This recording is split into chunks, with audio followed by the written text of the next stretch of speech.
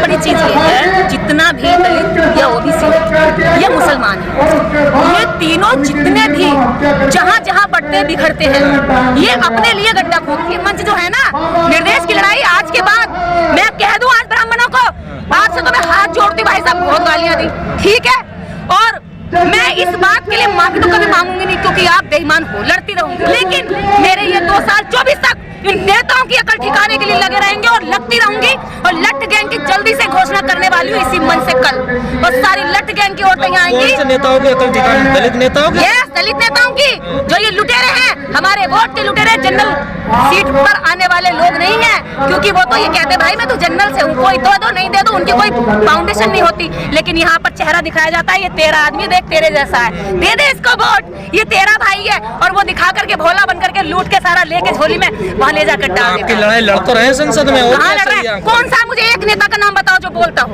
बताओ मुझे।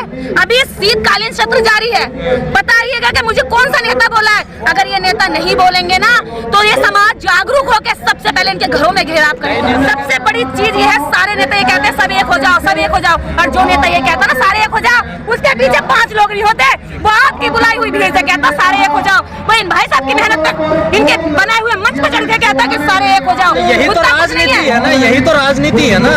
क्या तो फिर वो क्या कर रहा? फिर हम दुश्मन से तो लड़ रहे हैं, सबसे पहले तो फिर इनसे लड़ने की जरूरत है। ये सबसे बड़े गद्दार है कि ये भोले समाज को लूट करके, नोच कर, खसोट करके अपनी पीढ़ी दर पीढ़ी जो है इकट्ठा कर लेना चाहते हैं। देखिए, व्यवहार में झलकती ईमानदारी, कहने की जरूरत नहीं मैं ईमानदार हूँ, मैं ईमानदार हूँ, कहने की जरूरत नहीं मैंने सब कुछ कुर्बान कर दिया, सब कुछ कुर्बान कर दिया। उसके व्यवहार में झलकती है, उसकी जीवनचर्या में झलकती है, उसके ऊपर से नीचे तक, बाल से लेकर के नखून तक उसको आप देखकर समझ सकते हो कि ये व्यक्ति वास्तव में समाज के लिए। ये बहुजन समाज के नेताओं की होशियारी है, चालाकी है। ये जो बहुजन समाज के नेता है ना, मुझे देख लो ठीक से, हो सकता है तुम मेरे दुश्मन हो सकते हो। सबसे पहले मैं दुश्मनों की तो दुश्मन हुई, क्योंकि भैया मैं उनके खिलाफ बोलती तुम्हारे लिए, लेकिन मैं तुम्हारी भी दुश्मन होने वाली हूँ आज के बाद। तुम इतने गद्दार हो ना, तुम इतने निकम्मे हो ना, मैं तुम्हें क्या बताऊं, तुम बहुत आस्तीन के सांप हो कि तुम इस समाज का खाते हो और गाते तुम वहां जाकर को जिस पार्टी का आप टिकट लेकर के इस समाज में वोट लेने आती। पार्टियां बीजेपी की तरह काम नहीं करती, मैं ये दावे के साथ कह सकती हूँ। जिस तरह से बीजेपी कैडर का काम करती है, बीजेपी गांव-गांव काम करती है, आप उनको कोस तो सकते हो, लेकिन उनकी तरह मेहनत नहीं कर सकते। उनका कैडर, उनकी शाखाएं गांव में भी लगती है, शहर में भी लगती है, जिले से लेकर के एक ब्लॉक तक उनकी शाखाएं लग रही है। हमारी पार्टियां क्या कर रही है? सो जाती है, 5 साल बाद उठती है, कंबल में से झाँक करके इलेक्शन आ गया।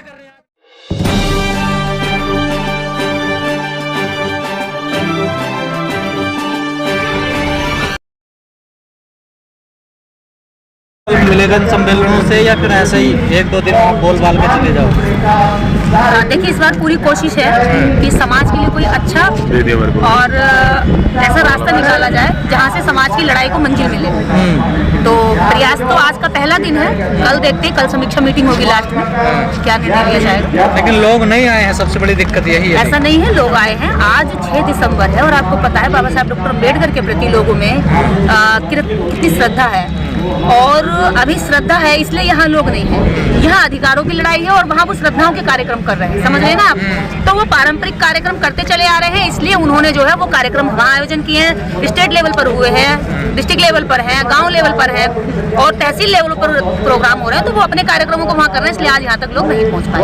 और ऐसा नहीं है कि पहुँचे नहीं है, जितनी हमने तैयारी की है उसके 90% लोग पहुँचे, और 100% तो किसी भी काम में जो रिजल्ट नहीं आते। तो उम्मीद है कुछ बदलाव होगा? बिल्कुल होगा, कोशिश तो इसी की जा रही है।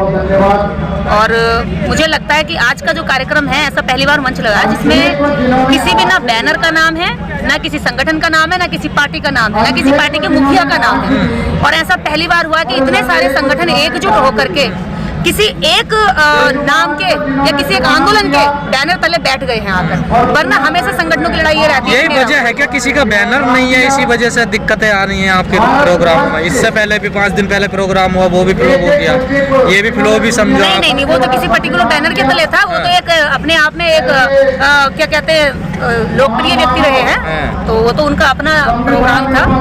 ये तो बैनर होना जरूरी नहीं लगता क्या आपको? ऐसा नहीं है, बैनरों की लड़ाई ही तो खत्म करनी है। मैं पहले यही तो खत्म करके हमें हम तैयार करना है, इसलिए तो ये कार्यक्रम आयोजन किया गया है। कोशिश में सफल हो? बिल्कुल होंगे, और मुझे लगता है कि कोशिश करने वालों को भले ही देर से रिजल्ट आए लेकिन आते हैं। मैं उनसे ज्यादा अच्छा इन सब लोगों को मानती हूँ जो हाथ पे हाथ रख करके कोस रहे हैं कि हमारा शोषण हो रहा, हमारा शोषण हो रहा। ये कम से कम उनसे तो बेहतर है कि शोषण हो रहा है तो चीख रहे हैं, कह रहे हैं कि शोषण क्यों हो रहा है। शोषण हो रहा है आप लोग क्यों नहीं हो रहा है बताइए आप, कैसे नहीं हो रहा? आप मेरी फेसबुक खंगालिए।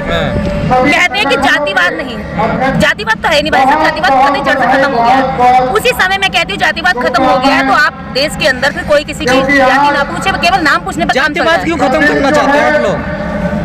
क्योंकि हम उससे सताए गए हैं, हमारे पूर्वज सताए गए हैं, हमारे बच्चों के सताने की पूरी व्यवस्था बनी हुई है, इसलिए हम खत्म करना चाहते हैं। जातियों के नाम पर तो आपने सरकारें बनाई हैं, उसे क्यों भूल जाते हैं आप लोग? क्योंकि जातियों के नाम पर यहाँ सरकारें, यहाँ की पार्टियां जातियों के नाम पर तैयार होती है। या तो देखिए सरकारें पूरी तरीके से जाति को खत्म कर दें, ठीक है, केवल और जाति के सर्टिफिकेट खत्म कर दें, जातियां लगाना खत्म कर दें, जनरल SC सारी कैटेगरी खत्म कर दें, ठीक है। प्रत्येक नागरिक को सिर्फ भारतीय नागरिक का अधिकार होना चाहिए, जातियां खत्म कर दें। या फिर अगर जातियां रखना चाहती है सरकार तो फिर जातीय जनगणना करा दे, सबको जाति के आधार पर जिसकी संख्या है उसको उतना दे दे, लड़ाई खत्म हो जाएगी। सरकार को दिक्कत क्या है जातीय जनगणना कराने में? वो कहती है खर्चा ज्यादा होता है, तो मैं तो ये कहती हूँ जितनी अगर वो सरकार नहीं करती है तो बहुजन समाज की, SC समाज की, OBC समाज की जितनी पार्टियां हैं, बसपा है, सपा है, RLD है और ये ASPA है, जितनी भी पार्टियां हैं सारी मिल करके ये करा लेना जातीय जनगणना। RLD भी बहुजनों की है, क्यों नहीं है?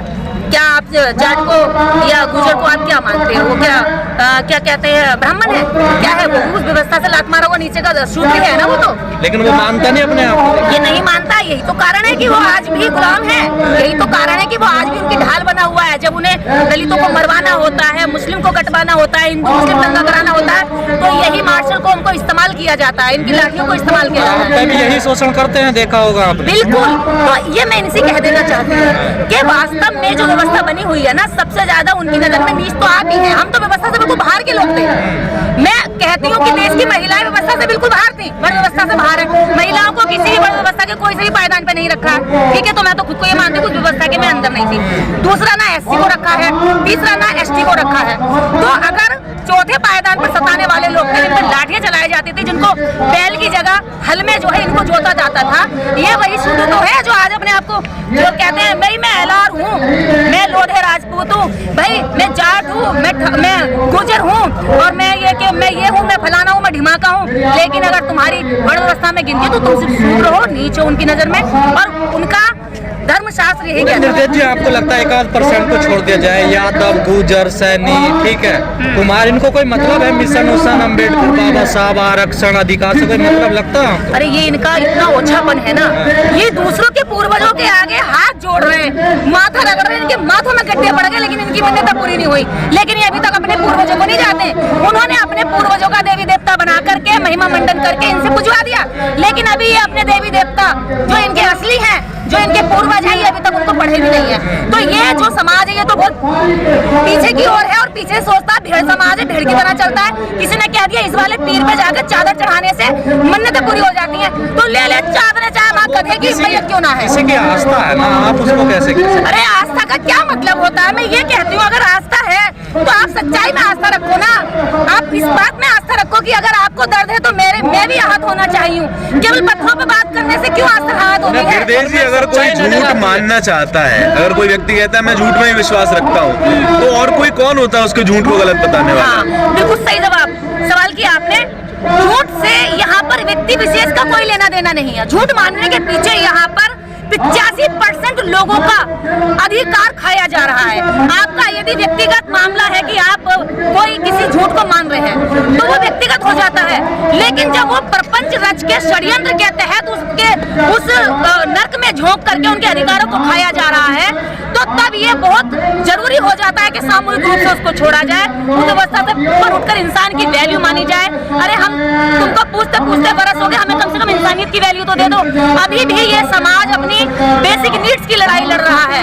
अभी भी इस समाज का पूछो कितना % ऐसा होगा जो हवाई जहाज में यात्रा कर सकता है, कितना % ऐसा होगा जो देश की मुख्य धारा में जुड़ा हुआ व्यक्ति है। सवाल ये है कि पिछड़ों के अधिकार छिन गए, ये हो गया वो हो गया, उनकी हिस्सेदारी नहीं मिल रही। अभी गुजरात से जो एग्जिट पोल आए हैं अगर वो सही होते हैं, उसमें जो कहा जा रहा है कि 30% जो पिछड़ा है, 30% जो सबल है, उसने टोटल बीजेपी को वोट दिया है। अगर गुजरात में किसी ने विरोध किया है तो दलित दलित और मुसलमान, तो कैसे जीत पाओगे आप लोग? सबसे बड़ी चीज ये है, जितना भी दलित या ओबीसी या मुसलमान है, ये तीनों जितने भी जहाँ जहाँ बढ़ते बिखरते हैं, ये अपने लिए गड्ढा खोदते हैं। नहीं, बगैर पिछड़ों के तो सरकार नहीं बना पाएंगे ना दलित मुस्लिम। लेकिन पिछड़े वोट करते हैं, मैं कह रही हूँ ना, पिछड़े बीजेपी को भी वोट करते हैं। बीजेपी को तो कर रहे हैं ना, पिछड़े बीजेपी को वोट करते हैं, और ऐसा नहीं है लेकिन बाकी पार्टियां बीजेपी की तरह काम नहीं करती। मैं ये दावे के साथ कह सकती हूँ, जिस तरह से बीजेपी कैडर का काम करती है, बीजेपी गांव-गांव काम करती है, आप उनको पोस्ट तो सकते हो लेकिन उनकी तरह मेहनत नहीं कर सकते। उनका कैडर, उनकी शाखाएं गांव में भी लगती है, शहर में भी लगती है, जिले से लेकर के एक ब्लॉक तक उनकी शाखाएं लग रही है। हमारी पार्टियां क्या कर रही है, सो जाती है, 5 साल बाद उठती है, कंबल में से झाँक करके इलेक्शन आ गया कर रहे हैं। आज मंच लगाया, आज ही हार जाएगी बीजेपी, देखिए। देखिए, मैं कोई राजनीतिक पार्टी लेकर के नहीं चल रही हूँ, ये राजनीतिक विपक्ष की लड़ाई है। मैं तो एक समाज के अंदर जो असमानता की लड़ाई है, उसको, उस समाज को इकट्ठा करके, मैं तो चाहती हूँ कोई एक विकल्प बने, ये जितने बिखरे हुए लोग इकट्ठे आए, मंच पर आए और अपने साथ अपने समाज को लेकर के एक अच्छा विकल्प बनाए, समाज को दे। बहुजन समाज में कोई ऐसा नेता जो ये नहीं कहता हो सब एक हो जाओ, और फिर भी एक नहीं होते? ये बहुजन समाज के नेताओं की होशियारी है, चालाकी है। ये जो बहुजन समाज के नेता है ना, मुझे देख लो ठीक से, हो सकता है तुम मेरे दुश्मन हो सकते हो। सबसे पहले मैं दुश्मनों की तो दुश्मन हुई, क्योंकि भैया मैं उनके खिलाफ बोलती हूँ तुम्हारे लिए, लेकिन मैं तुम्हारी भी दुश्मन होने वाली हूँ आज के बाद। तुम इतने गद्दार हो ना, तुम इतने निकम्मे हो ना, मैं तुम्हें क्या बताऊं। तुम बहुत सांप के आस्तीन हो, आस्तीन के सांप हो, कि तुम इस समाज का खाते हो और गाते तुम वहां जाकर को जिस पार्टी का आप टिकट लेकर के इस समाज में वोट लेने आते हो। सबसे बड़ी चीज ये है, सारे नेता ये कहते हैं सब एक हो जाओ, सब एक हो जाओ, और जो नेता ये कहता है ना सारे एक हो जाओ, उसके पीछे 5 लोग नहीं होते, वो आपकी बुलाई हुई भीड़ से कहता सारे एक हो जाओ। वो इन भाई साहब की मेहनत तक, इनके बनाए हुए मंच पर चढ़ के कहता कि सारे एक हो जाओ। यही तो राजनीति है ना, यही तो राजनीति है ना। क्या तो फिर वो क्या कर रहा, फिर हम दुश्मन से तो लड़ ही रहे हैं, सबसे पहले तो फिर इनसे लड़ने की जरूरत है। ये सबसे बड़े गद्दार है कि ये भोले समाज को लूट करके, नोच कर, खसोट करके अपनी पीढ़ी दर पीढ़ी जो है इकट्ठा कर लेना चाहते हैं। देखिए, व्यवहार में झलकती ईमानदारी, कहने की जरूरत नहीं मैं ईमानदार हूँ, मैं ईमानदार हूँ, कहने की जरूरत नहीं मैंने सब कुछ कुर्बान कर दिया, सब कुछ कुर्बान कर दिया। उसके व्यवहार में झलकती है, उसके जीवनचर्या में झलकती है, उसके ऊपर से नीचे तक, बाल से लेकर के नखून तक, उसको आप देखकर समझ सकते हो कि ये व्यक्ति वास्तव में समाज के लिए लड़ाई घर से शुरू करनी पड़ेगी, बिल्कुल करनी पड़ेगी। आज ये मंच जो है ना, निर्देश की लड़ाई, आज के बाद मैं कह दूं आज ब्राह्मणों को, आपसे तो मैं हाथ जोड़ती हूँ, भाई साहब बहुत गालियां दी, ठीक है, और मैं इस बात के लिए माफी तो कभी मांगूंगी नहीं, क्योंकि आप बेईमान हो, लड़ती रहूंगी, लेकिन मेरे ये 2 साल 24 तक इन नेताओं की अकल ठिकाने के लिए लगे रहेंगे और लगती रहूंगी। और लट गैंग की जल्दी से घोषणा करने वाली हूँ इसी मंच से कल, और सारी लट गैंग की औरतें यहाँ आएंगी। नेताओं की अकल ठिकाने? दलित नेताओं की? यस, दलित नेताओं की, जो ये लुटेरे हैं, हमारे वोट के लुटेरे, जनरल सीट पर आने वाले लोग नहीं है, क्योंकि वो तो ये कहते भाई मैं तो जनरल से हूँ, कोई दो नहीं दे दो, उनकी कोई फाउंडेशन नहीं होती। लेकिन यहाँ पर चेहरा दिखाया जाता है, ये तेरा आदमी देख तेरे जैसा है, दे दे इसको वोट, ये तेरा भाई है, और वो दिखा करके भोला बन करके लूट के सारा लेके झोली में वहाँ ले जाकर डाल देता। आपकी लड़ाई लड़ तो रहे संसद में, और कहाँ लड़ रहे? कौन सा मुझे एक नेता का नाम बताओ जो बोलता हो, बताओ मुझे। अभी शीतकालीन सत्र जारी है, बताइएगा कि मुझे कौन सा नेता बोला है। अगर ये नेता नहीं बोलेंगे ना, तो ये समाज जागरूक होकर सबसे पहले इनके घरों में घेराव करेगा। नेता कह रहे परशुराम का मंदिर बनाओ, बहुजन नेता कह रहे हैं इस बात को। तो परशुराम ने इनके लिए क्या किया भैया? परशुराम ने इनके लिए क्या कर दिया? मैं ये कह रही हूँ, परशुराम ने अपने फरसे से क्षत्रियों का गला काटा, इसमें तुम्हारा कौन सा भला हुआ है? इसमें तुम्हारा कौन सा भला हुआ? उसने गर्भवती औरतों के बच्चों तक को मारा तलवारें घूस के, तो उसका मंदिर बनाने के लिए कह रहे हो? लेकिन तुमने एक बार भी नहीं कहा जो समाज जो पीछे खड़ा हुआ है, जिसकी लड़ाई लड़ने के लिए हम यहाँ आए हुए हैं, उनकी बहन बेटियों के साथ दुराचार मत करो, उनके खेतों में आग मत लगाओ, उनके अधिकार मत खाओ, उनको भी इंसानियत का हक दो, उनके बच्चों की एजुकेशन मत छीनो, उनकी नौकरियां मत छीनो, उनके हक अधिकारों पर डाका मत डालो। उसके लिए नहीं लड़ेंगे ये जिस काम के लिए गए वो काम करें ईमानदारी से। अगर नहीं करते हैं तो लठ दस्तक में जल्दी ही बनाने जा रही हूँ, और इनको जाकर के जितने मंचों पे भी बोलते हैं ना, ये अम्बेडकरवादी हो जाओ, अम्बेडकरवादी हो जाओ, इनके घरों पे भी छापा डलेगा। बिल्कुल चेतावनी है ये लठ दस्तक इन नेताओं के, इन सामाजिक कार्यकर्ताओं के, संगठनों के मालिकों के घरों में जाएंगी कि तुम दूसरों की औरतों को मिशन सिखाते हो। तुम्हारी औरतों ने कितना मिशन सीखा है? ये लठ दस्तक उनके घरों में जाकर देखेगी। क्या तुम्हारे घरों में डॉक्टर अम्बेडकर की तस्वीर है, रामकृष्ण की तस्वीर है, जिसके नाम से तुमने आरक्षण लिया, जिसके नाम से तुमने स्कॉलरशिप ली? अगर मैं छात्र हूँ ना, तो मेरी भी जिम्मेदारी बनती है कि मैं अपने समाज के लिए काम करूं, क्योंकि मैंने छात्रवृत्ति पे एडमिशन लिया था। ये जरूरी नहीं है कि एक अधिकारी कर्मचारी करेगा, वो तो कई गुणा कर देता है। सीधे तो हैं बेचारे दलित नेता, और क्या कतई चाहिए। सीधे हैं। आपको मेरी शक्ल देख के मैं लग रही हूँ कि मैं सीधी हूँ, मैं सीधी हूँ। संसद में शांत बैठे मैं रहते सारे हैं। अधिकार जानती हूँ। और देखो, प्रमोशन में रिजर्वेशन के लिए अधिकारी कर्मचारी रोते हैं, गिड़गिड़ाते हैं, हमारा प्रमोशन रुक गया, लेकिन अपनी बीवियों को, अपने बच्चों को आज किसी ने भी यहाँ नहीं भेजा, जबकि उनका मुद्दा भी इसमें था। तो क्यों नहीं आए वो? इसका मतलब तुम्हारी लड़ाई ये गरीब जनता लड़ेगी, ये कमजोर लोग लड़ेंगे, ये वो लोग लड़ेंगे जो अपने घरों से निकल के पूरा दिन सर्दी करने लड़ाई कमजोर ही लड़ता है। केवल 1% अधिकारी ऐसा है जिस अधिकारी ने इस समाज की ओर को देखा, बाकी 99% नालायक हैं। अभी मैं बता दूं, एक अधिकारी भोला की कॉस्ट्यूम पहनकर, उसकी बीवी जो है पार्वती की कॉस्ट्यूम पहन के फोटो खिंचा रखा, व्हाट्सएप पे डाल रखा। पिछले 10 दिन से फोन कर रही हूँ और भाग गया, घर छोड़कर मिल भी नहीं रहा है। मैंने कहा तुझे अधिकार मिला डॉक्टर अम्बेडकर की वजह से, तुझे डॉक्टर अम्बेडकर बनना चाहिए था और तू अपनी औरत को पार्वती बना रहा है। आप तो तानाशाह हो। बिल्कुल, मैंने कहा मैं तेरे घर आके देखना चाहती हूँ। भोला और पार्वती गणेश पैदा करेंगे ना, तूने अगर गणेश पैदा नहीं किया होगा ना, तो तू भोला और पार्वती तेरे शरीर पे से उधेड़ लूंगी वो खाल भी, जो तूने जो भालू की खाल पहन रखी है। डॉक्टर अम्बेडकर ने सूट बूट पहना और दरिद्रों। तुम तो कलम की बात करने वाले, संविधान की बात करने वाले, लट-पट, और ये कहाँ का। भाई साहब, लट की जरूरत नहीं है। अभी आप मेरे को मारने आओगे तो कलम से क्या होगा? कलम कागज पर काम करती है, लट व्यवहारिक जीवन में काम करता। कोई मुझ पे हमला करने आ रहा है तो मैं क्या करूंगी? और ये तो बैठ के हमला कर रहे हैं, मेरे पूरे समाज को लूट रहे हैं। मैं छोड़ दूं इनको? देखिए, मुझे मरना, इन्होंने तय कर दिया है। मेरे जीवन का एक ही लक्ष्य है कि इस समाज को उसकी ताकत का एहसास करा देना, और जिस दिन हो जाएगा ये खुद हिस्सा ले लेगा।